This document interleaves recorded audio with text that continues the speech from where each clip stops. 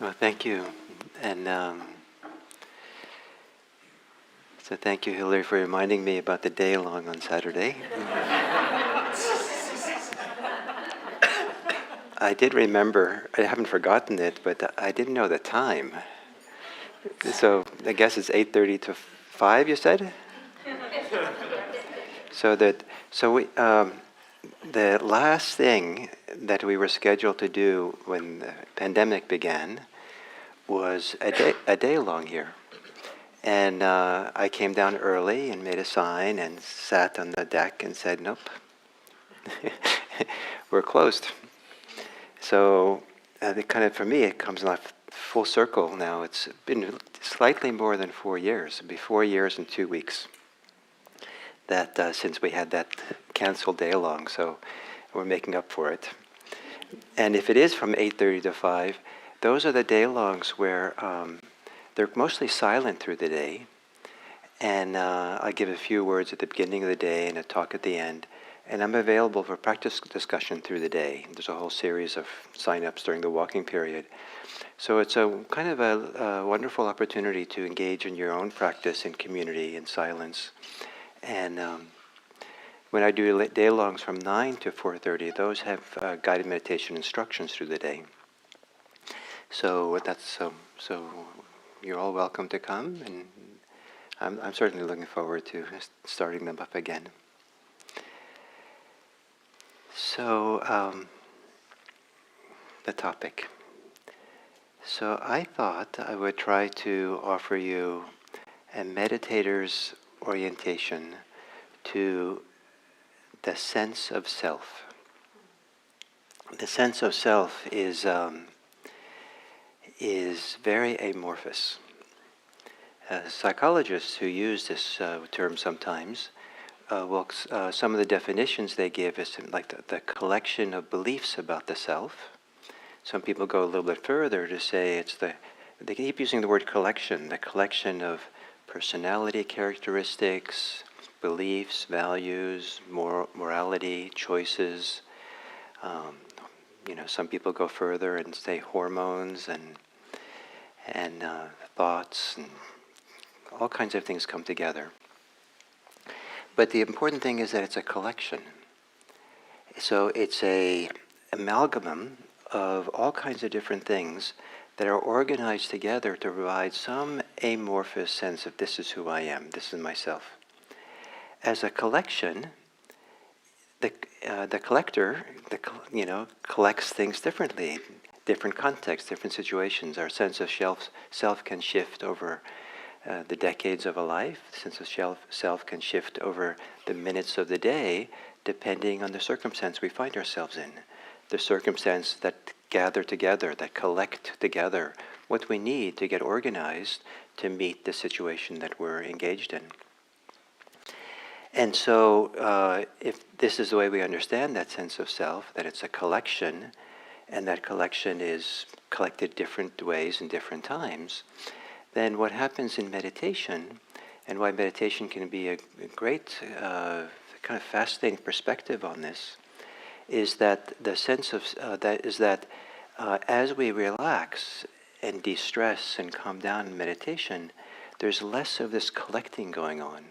There's less of this organizing things around this sense of self, or organizing in a particular way, because some of the way we collect, the mind collects, not necessarily consciously done, is done as an activity, and active forces in our psychology, in our mind, in our body, in our emotions. These are all marshaled together to organize a sense of self. But if some of those things have gotten quiet and still, they're not contributing to building that sense of self in that kind of way. And another sense of self can arise because it's not using certain things. So, for example, I think one of the common organizing principles for a sense of self is fear, a desire to protect. And so we search around, we look inside, organizing ourselves in such a way to somehow help make ourselves feel safe. And some of those things can happen quite independent of any conscious idea of who I am. So it still happens. So I don't know. Every 2-3 times a year, I think I'm hiking up in the hills here, and I see on the trail a twisted root of a tree or something, and my first glance, I see a snake. And that first glance, it isn't just seeing a snake.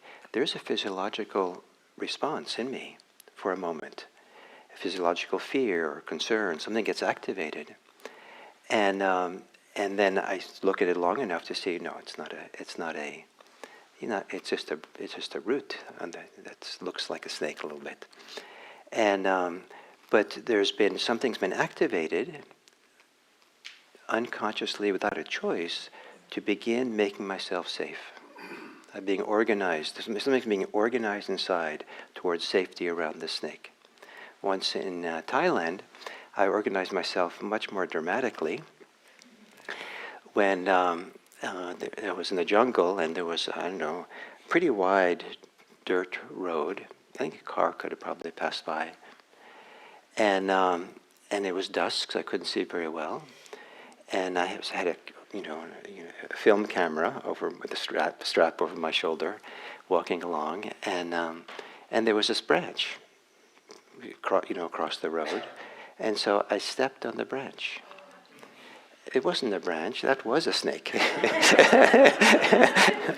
It was a big snake, and so there was no, something got organized, something gathered together, all kinds of muscles and forces and things, and I jumped in the air, spun in the air, and threw the camera at the snake.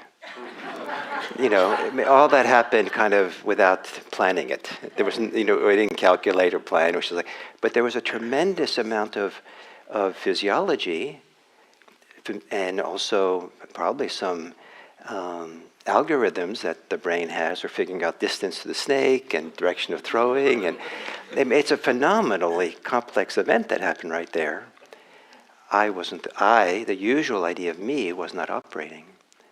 However, we have all this stuff that can get triggered by the life we live that contributes then to this sense of self. And fear is one of them, wanting to be safe and what we search for and want. When it's dramatic, we talk about fight and flight. But when it's not so dramatic, there are other things we do. We search for protection. Some people search for the people who are going to keep us safe, or the things that are going to keep us safe. And then there's orientation around what provides the safety we need. And our sense of self then gets very much tied to things maybe externally, that this is what's going to keep me safe. I need this safety. I need this. So we start organizing ourselves. And the Buddha emphasized how we organize this sense of self, collect this sense of self. He used the word khanda, which these days translate as bundle, how we bundle ourselves together.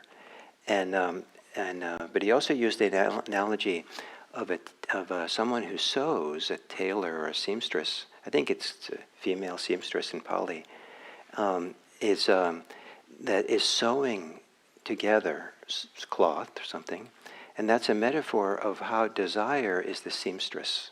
Desires are sewing together the collection of things that we all want to create this sense of self. The desires is part of the collector. And now as they collect it, but it's sewing it together, so that's the attachment, the clinging, to really keep it globbed together tight. So it's easy in the course of the day to be organized as our sense of self by what we're driven by our desires, what we're consumed with, what we're oriented towards. This is important, what I want to do. And I should know better, but I see sometimes if I'm at home and I'm doing my more research work and writing and things like that, I kind of enjoy doing it, but I get organized around that. And then if family come and interrupts me, it's like, I get disoriented. It's like, no. Because I have this momentum in this direction. And so then I see that, and then I gotta take a breath and let go, and the family needs me now. And so, but the force is there, momentum is there to do one thing. And when I was 14, I remember the momentum was to go through the entire phone book. Back then they had phone books, and which are people's names, and then on the left or on the right there'd be the phone number, but in between there'd be the address. And I went through from the front, my friend went through from the back, because all we knew was the girl's first name and the street she lived on. So we went and looked for all the streets, the phone numbers heard that street, and then we called each number asking for her.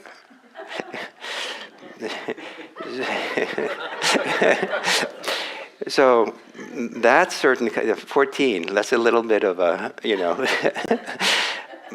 drive to be organized around. And that was after having met her. And for the first time in my life, I tried to light a cigarette to impress her, which is also a kind of sense of self, what's important, who you need to be, right? And but I didn't really know how. So I failed. So that was hard. So I don't think that particular thing ever worked out for me. So we organize ourselves, what our choices, what our momentum, what we're about in our life, by all kinds of things. And some of these forces are not necessarily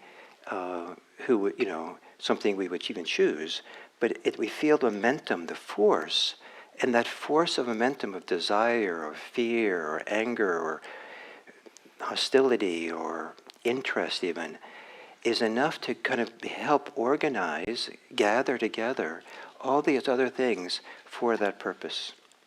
And that force, that momentum, that forward going, that desires that sews it together, that collecting of things that creates an amalgam of something, can feel like it has a real thing. It's like, this is who I am. This is what I'm about right now. But it's not, but it can shift and change.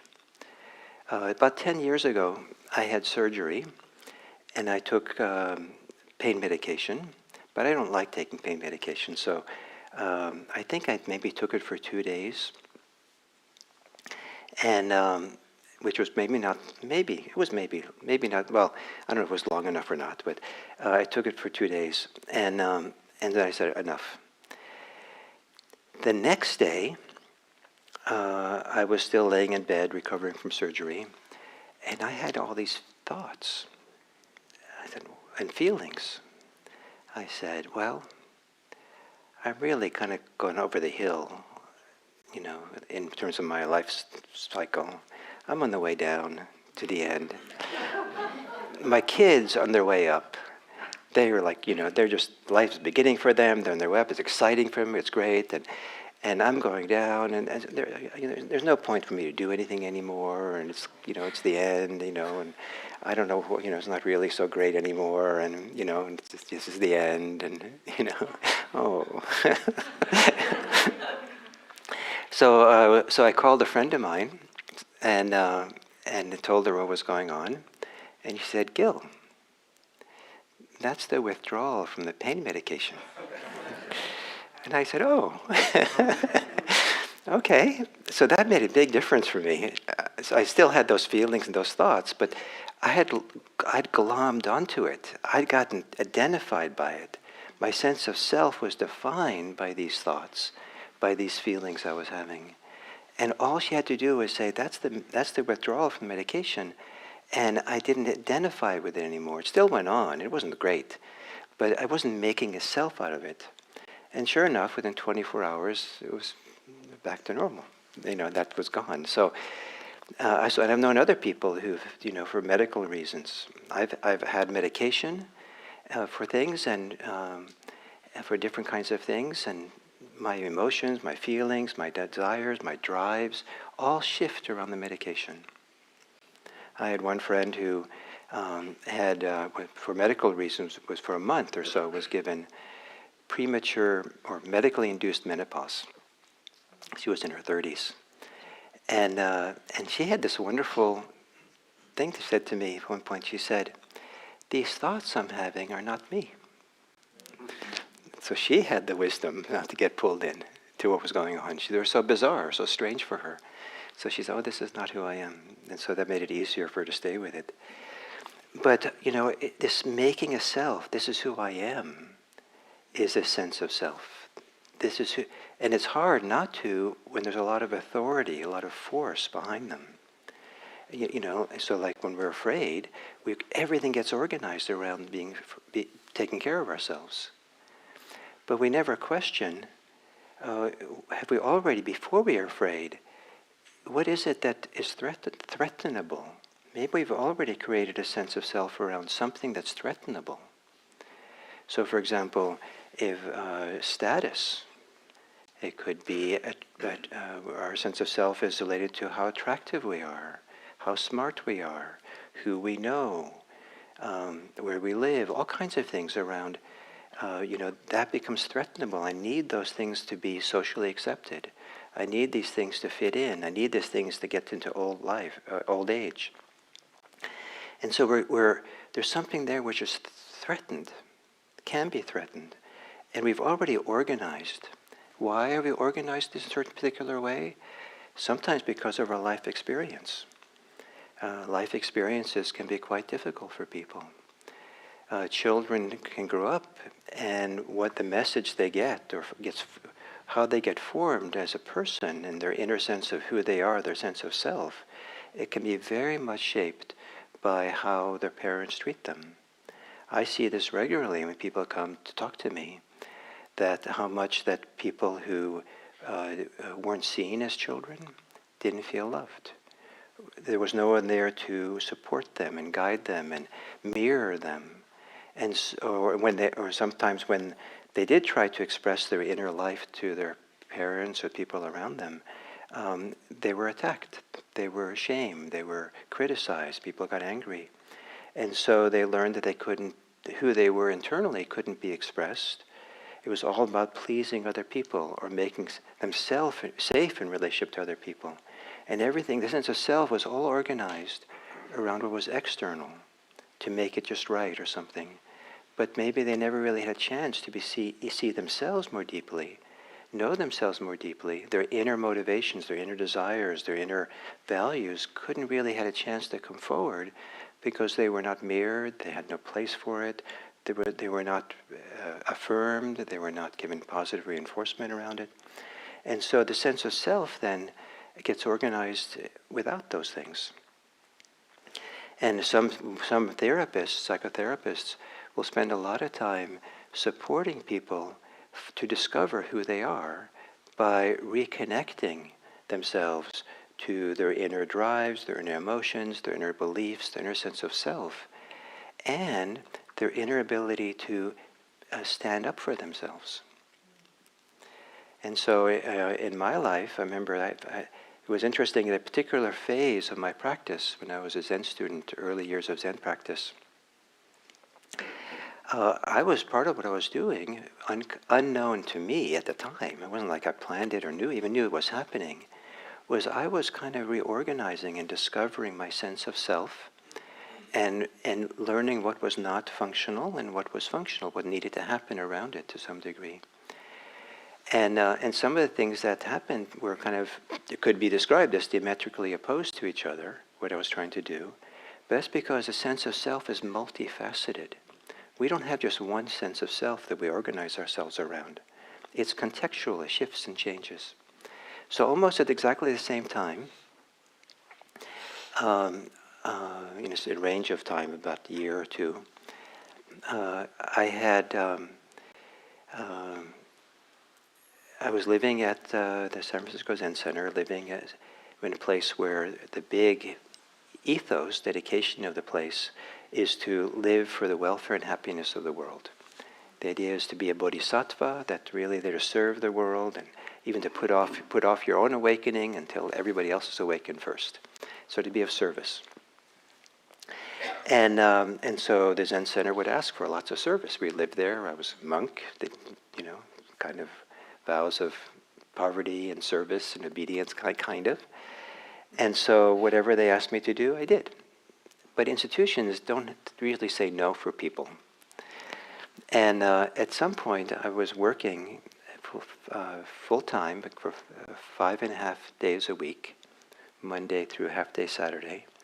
And then on Sunday, I had to take this big buffer and buffer all the floors at Zen Center. And wait a minute, that was my day off. So I did that for a while, and I said, wait a minute, no one here is going to say no for me. And it was a little hard. It was hard for me to say no because it was like this great world religion. Who am I to stand up to that? My little gill stand up to Buddhism.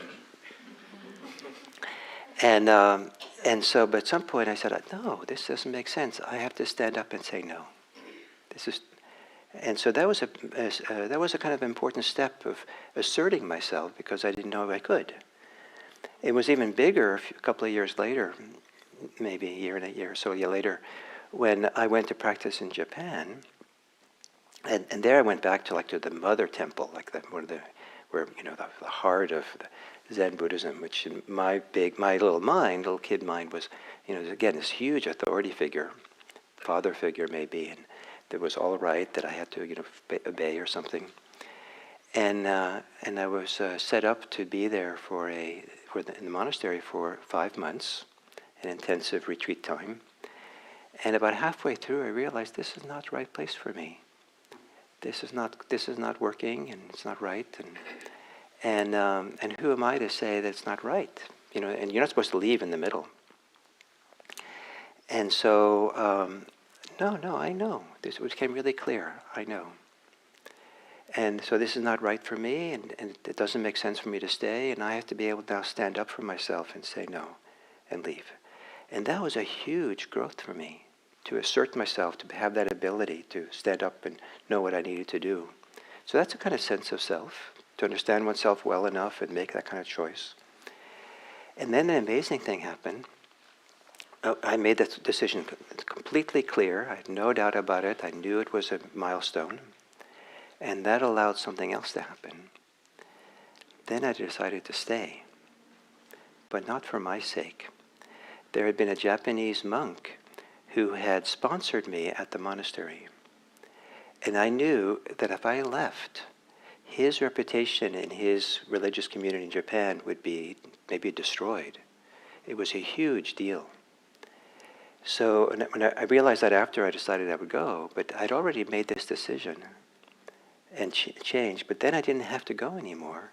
And I stayed for his sake. I didn't want to have that impact on him. So it's almost like I became stronger as a person, and now with that strength, I could use it for the benefit of someone else, and put aside my own benefit in a certain degree. The work that needed to be done had been done. At the same time that was going on, I had this very clear sense that there was an attachment to self within me. And I could feel that had to let go, that clinging had to let go. But I had no idea how to do it. In fact, I was afraid to do it because it felt like if I let go of that, I'm going to fall into a great abyss. That's literally how it felt. I mean, I didn't see any abyss, but that's how it kind of felt. And so I knew that was something I had to do, but I didn't know how. So I went along, and then eventually I kind of made a ritual for myself that when I go my second time to Asia to practice, that trip there will be that ritual. Now I'm going to let go. I never saw it let go, but what I saw was that after a period of deep meditation, long meditation retreats, that sense of attachment no longer was there. there was still a sense of self, but it was not being sewn together by this sense of self, by this desire, this attachments I had. There was a freedom that happened there. So when we meditate, it's not just about becoming stress-free and becoming calm. In the public mind in the United States, I think a lot of people think of meditation for the purpose of stress reduction. The stress reduction for us in our practice is the beginning of a deeper investigation. If you can get quiet and still and release a lot of the stress we have, what we're doing simultaneously is we're putting to rest for a while some of the different forces, some of the different activities that are going on inside of us that collects that sense of self together. And so the sense of self begins to soften, begins to shift, begins to be quieter. And it might actually change a lot. Some people's sense of self changes dramatically through the meditation because they prefer the sense of self they have when they meditate than when they're not meditating.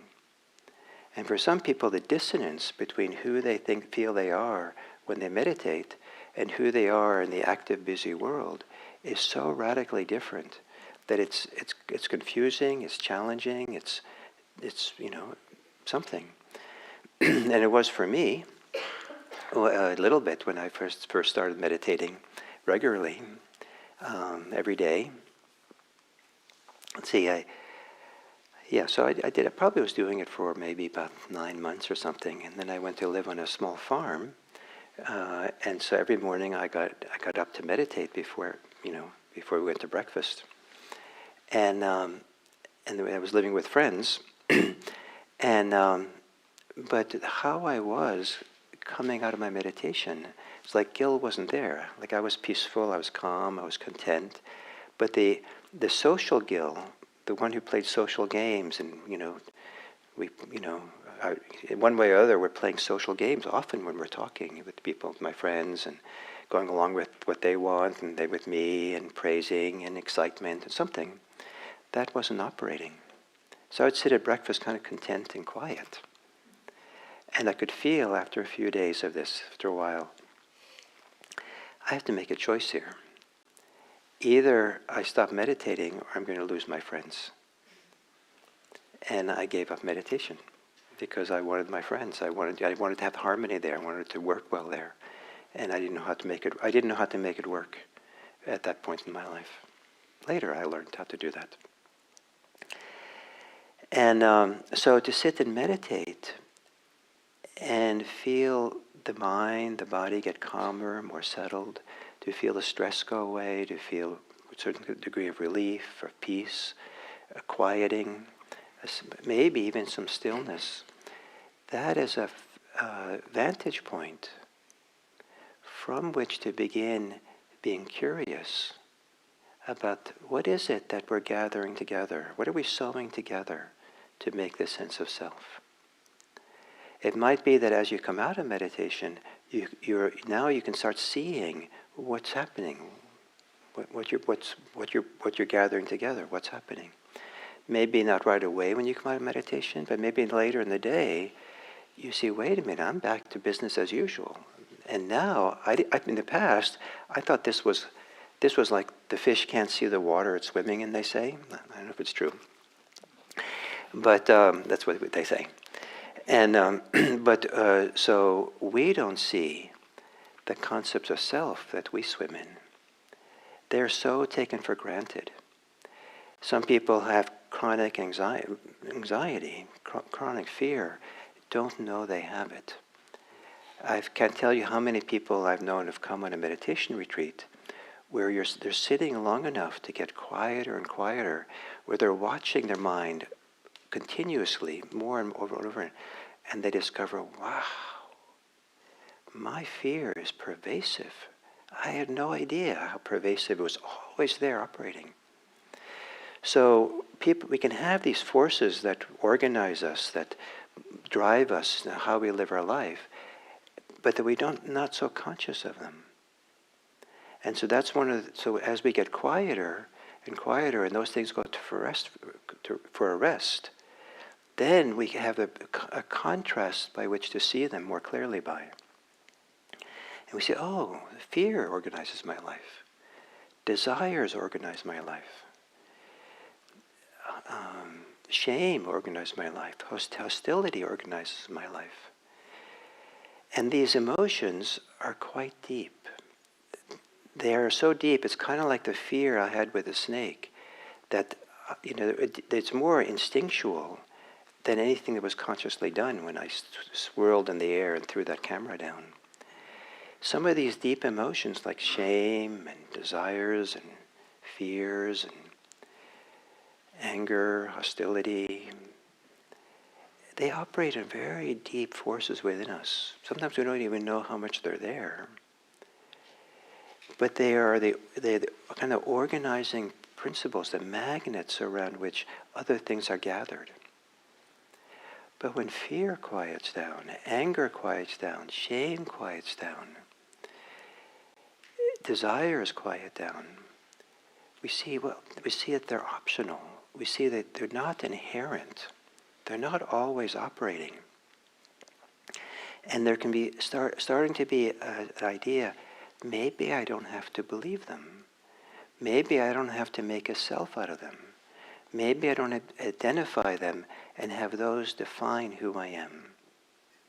Just when my friend said, that's the withdrawal you're going through, I loosened up, I lightened up around my thoughts and my emotions.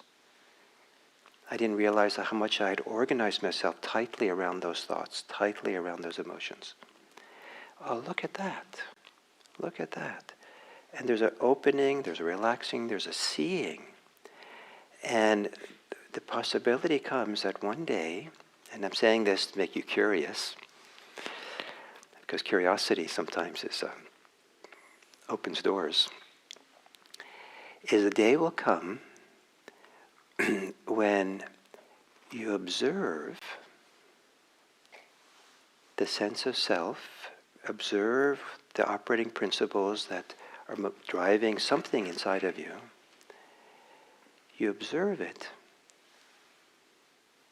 from a place of silence, a silent place where there's non-verbal knowing that's independent, free from what those thoughts, beliefs, sense of self is. You say, wow, look at that. There's a sense of self. You don't say, there is my sense of self. Thank you. I'm going to keep it. And you better learn what it is. I'm going to prove it to you, who I am. No, it's a sense of self. Look at that. And it's known from a place of stillness, of calm, of peace, that's independent from what is being seen. Some people then will identify with that still, quiet awareness. That's the self. And that's pretty common. That's true who I really am. And when I came to my Buddhist teacher and said that to him, said, well, everything else is not me, but this awareness is me. He just smiled and said, just keep looking. And sure enough, at some point, that also disappeared. And I saw, well, that also is not self. That's just, that's just observing. Let it be just observing. And so to use meditation not only to become calm and peaceful, but to see that whatever degree of calm and peace you can reach, that gives you a new way of understanding what makes you operate, what your operating principles are, what the programs are that you're operating on that gathers together, organizes itself into this is who I am. And you'll start seeing that your sense of self is actually shifting and changing all the time. Some of them, sometimes they get solidified, fossilized, frozen into a particular one. But to some degree, it's shifting and changing. Sometimes I think of it's like the water that takes the shape of whatever container you pour it into, the water into. So that we have all these different, we gather together all these different things into a container. And so something takes that shape. And the Buddha sometimes referred to this as a clay pot that a potter has made. And the big gathering together, the bundling of all this stuff.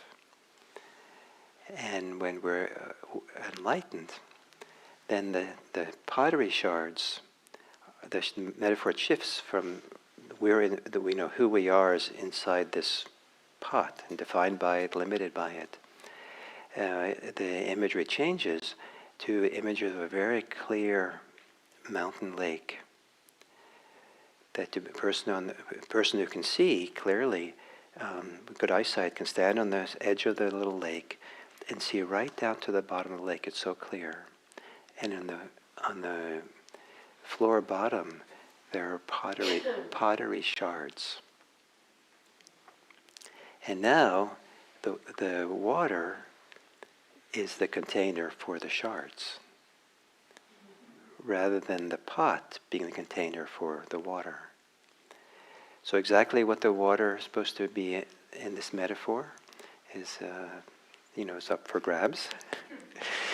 But, it could be your awareness. And what we're trying to do in Buddhism is to set awareness free. And what's left behind? And maybe it's kind of, I don't know if you like this metaphor, but the shards, the broken shards of the solidified ways in which we limit ourselves by our sense of self. I think the sense of self can be a limiting force, but not always. It doesn't have to be. And from a therapeutic point of view, therapists who use the sense of self, they talk a lot about creating a strong sense of self. That when I said no to Zen Buddhism, I was developing a stronger sense of self. People who become mature in this practice develop what a therapist would call a very strong sense of self. They know who they are in relation to other people, they know how to take care of themselves, stand up for themselves, they know what they've attained, they know what their inner life is like. All the things that the therapist wants to see for a strong sense of self, they have. No problem. But it's not inside of a clay pot. The clay pot is inside of awareness set free.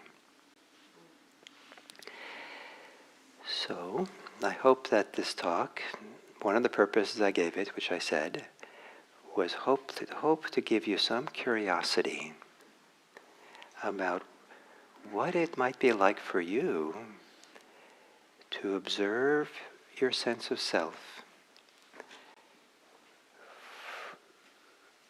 from a still, silent place inside. And maybe you don't have that place yet, but maybe you can have intimations of it. And maybe from that still, quiet place, where there can be non-verbal knowing. How do you know? What happens when you know and watch the senses of self as they roll through your life? And can you become free of it? Shattering the clay pot. So those are my thoughts. And maybe we have a few minutes.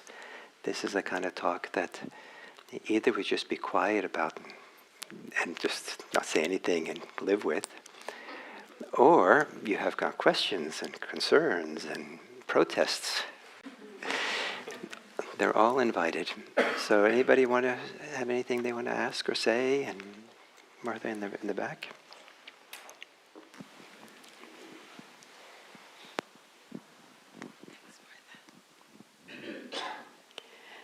The idea of non-self or the idea of non-self or non-attachment to self is probably the most confusing concept in Buddhism to me at this point in my life. Did I mention that during this talk? Well, did I incorrectly infer? I don't think I mentioned anything about that.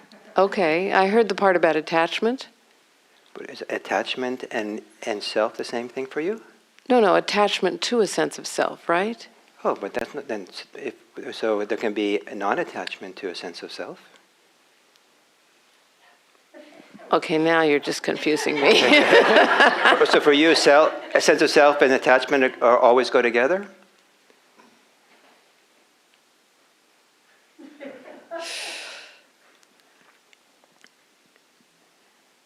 It seems that's where I'm at. Oh, fantastic. You're in the right place then. Keep looking. Okay, but I have a question about how I deal with other people's projections of me. Oh, yes. So I'm often the only woman in a group of businessmen, Uh-huh. and there's a certain tendency that I experience that they underestimate me, and I notice that drains some of my energy. Yes. And then there's the experiences where I'm in a group of people where my work has been very beneficial to them, and there's adulation. And that feels even worse, which surprised me because that only came late in life. Yeah. And then there's the moments when I'm with someone and we're engaging on what feels a really authentic level. And I'm talking about things regarding my work. And I gain energy from that. I also gain useful connections, new ideas, things that help me build what I'm building now. And I'm trying to understand those projections in terms of this idea of the sense of self. Yeah. What are they and how do I deal with them? Yeah. Well, I think there's always going to be projections, so they're not going to go away. And the question is, can we, what you just talked about is complicated to talk. It's the whole ecosystem you've talked about. And I brought it up, the ecosystem of self. It's so many different parameters and issues going on. And they shift. The sense of self shifts in different contexts, different situations, and that's part of both the charm and the wonderfulness of the sense of self, when it's free enough to shift and change depending on circumstances. And it's also part of the challenge, because how can we keep up with all the changes, and how can we manage the different ones where we find ourselves in? But this is where, if we could develop, I think one of the things we want to develop in this practice is a lot of confidence. A lot of confidence in just being alive and present and clear, confident that we can speak up if necessary, confident that we can say no.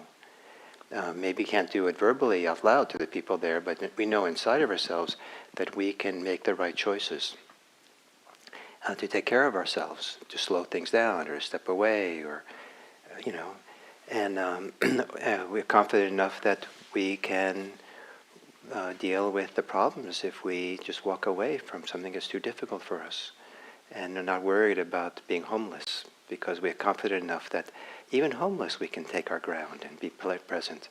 So there's it's possible to cultivate a confidence in oneself that we carry with us into all these difficult and complicated places, so that we don't become victims of the projections. We don't get pushed around by them.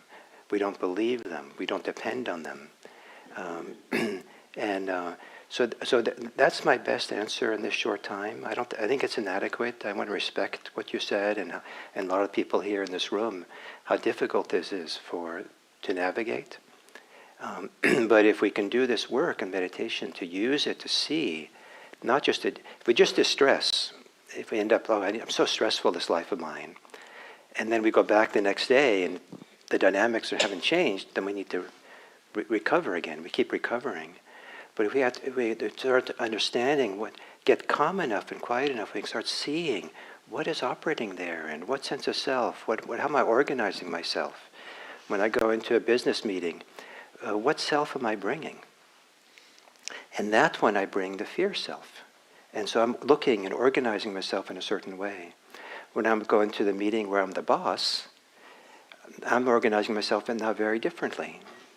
And there's choices being made subconsciously and consciously about how to present ourselves, how we're going to be, who we're going to be. So what we want to do with this practice is and I can't answer all the questions for anybody about how they should be with all these different situations, but we make a huge headway if we start being able to observe our own sense of self and its shifting, changing nature and the choices behind it and the emotions, the beliefs, all these different traits that come into play as we bundle together, organize together, collect together this sense of self. Is that okay for now? Yeah, awareness and confidence. I mean, to distill it. Yeah, those two things could take you a long way. I can definitely work with that. Thank you.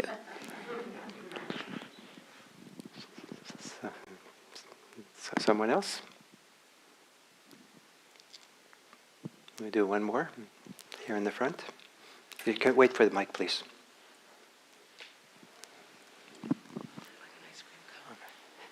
And then what you want to do is you want to hold it, like this. Okay. Yeah, so you talked about fear as sort of creating a sense of self, and just now you talked about, I guess what I reflect is like the up and down nature of, maybe getting better and like, okay, saying, all right, put my fear aside, and then feel better, but then going back down, and then fear again, kind of creating a sense of self.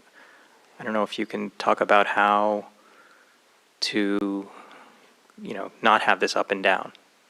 I think that the orientation with this mindfulness practice we do is to see it clearly, to really see the pattern, to see it operating, see how it operates, to see the beliefs, to see the emotions, to see the drives, to see the organizing principles of how what are we getting caught in, what are we getting attached in, what are we picking up.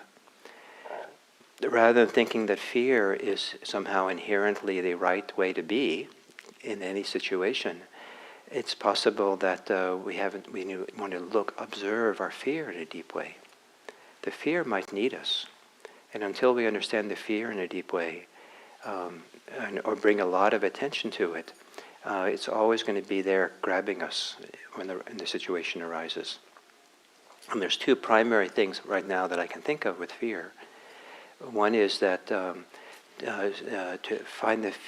have the fear, our tendency to fear, to thaw and relax in some very, very deep way.